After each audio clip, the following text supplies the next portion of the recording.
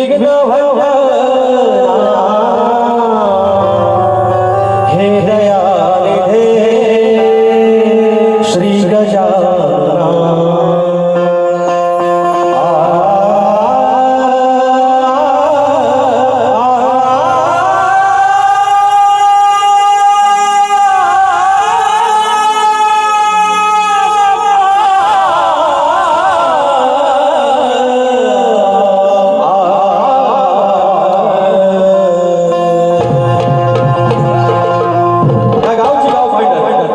या निवेंडी गावची गाव पाडली जी या गावाची माणसे एकाचे 21 केले, पाचाचे 25 केले.